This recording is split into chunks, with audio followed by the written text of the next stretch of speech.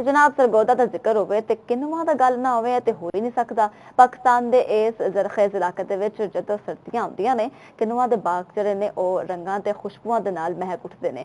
इस साल भी किन्नू दी फसल पक के तैयार आ ते किसान अपनी मेहनत दा फल समेटण दी उम्मीद विच ने। तफसीलात जाणांगे नफासत हुसैन दी इस रिपोर्ट। ਜ਼ਿਲ੍ਹਾ ਸਰਗੋਦਾ ਵਿੱਚ 3 ਲੱਖ ਏਕੜ ਤੋਂ ਵੱਧ ਰਕਬੇ ਤੇ ਕਿੰਨੂ ਦੀ ਕਾਸ਼ਤ ਹੁੰਦੀ ਏ। ਨਾਰੰਗੀ ਰੰਗ ਨਾਲ ਭਰੇ ਬਾਗ ਹੁਣ ਪੱਕ ਕੇ ਖੁਸ਼ਬੂ ਖਿਲਾਰਨ ਲੱਗ ਪਏ ਨੇ। ਰਸ ਭਰੇ ਕਿੰਨੂ ਦਰਖਤਾਂ ਤੋਂ ਲਾਣ ਦਾ ਸਿਲਸਿਲਾ ਸ਼ੁਰੂ ਹੋ ਚੁੱਕਿਆ ਹੈ ਤੇ ਮਕਾਮੀ ਮੰਡੀਆਂ ਦੇ ਨਾਲ-ਨਾਲ ਬਾਹਰ ਦੇ ਮੁਲਕਾਂ ਨੂੰ ਭੇਜਣ ਦਾ ਅਮਲ ਵੀ 1 ਦਸੰਬਰ ਤੋਂ ਸ਼ੁਰੂ ਹੈ। ਕਿਸਾਨਾਂ ਨੂੰ ਜੀ ਬੜੀ ਅੱਛੀ ਉਮੀਦ ਹੈ। ਅੱਲਾ ਦੇ ਹੁਕਮ ਨਾਲ ਬੜਾ ਅੱਛੇ ਫਲ ਲੱਗੇ ਨੇ ਬਾਗਾਂ ਨੂੰ, ਬਹੁਤ ਅੱਛੀ ਫਸਲ ਹੋਈ ਹੈ ਤੇ ਅੱਲਾ ਪਾਕ ਖੈਰ ਕਰੇ। हुकूमत ਜਿਹੜੀ ਹੈਗੀ ਉਹ ਕਿਸਾਨਾਂ ਨਾਲ ਤਾਵਨ ਕਰੇ। ਅੱਜ ਕੱਲ ਜੇ ਕਿੰਨੂ ਦੇ ਬਾਗਾਂ ਕੋਲੋਂ ਲੰਘਿਆ ਜਾਵੇ ਤਾਂ ਇਸ ਲਜ਼ੀਜ਼ ਫਲ ਦੀ ਤਾਜ਼ਾ ਖੁਸ਼ਬੂ ਇਸ ਗੱਲ ਦੀ ਨਿਸ਼ਾਨੀ ਹੈ ਕਿ ਕਿਸਾਨ ਨੂੰ ਉਹਦੀ ਮਿਹਨਤ ਦਾ ਸਿਲਾ ਮਿਲਣ ਵਾਲਾ ਹੈ। ਦੂਜੇ ਪਾਸੇ ਅਫਗਾਨਿਸਤਾਨ ਦਾ ਬਾਰਡਰ ਬੰਦ ਹੋਣ ਦੀ ਵਜ੍ਹਾ ਤੋਂ ਕਿੰਨੂ ਦੀ ਐਕਸਪੋਰਟ ਮਸਲਿਆਂ ਦਾ ਸ਼ਿਕਾਰ ਹੈ। ਸਰਗੋਦਾ ਜਿਹੜਾ ਕਿੰਨੂ ਦੇ ਹਵਾਲੇ ਨਾਲ ਬਹੁਤ ਜ਼ਿਆਦਾ ਮਸ਼ਹੂਰ ਹੈ ਤੇ ਇਸ ਸਾਲ ਬਾਗਾਂ ਨਾਲ ਫਲ ਵੀ ਬਹੁਤ ਅੱਛਾ ਹੈ ਤੇ ਇਹਦੇ ਨਾਲ ਕਾਸ਼ਤਕਾਰਾਂ ਨਾਲ हुकूमत मज़ीद तामुन करे तो इस पर अच्छी पैदावार हो सकती है।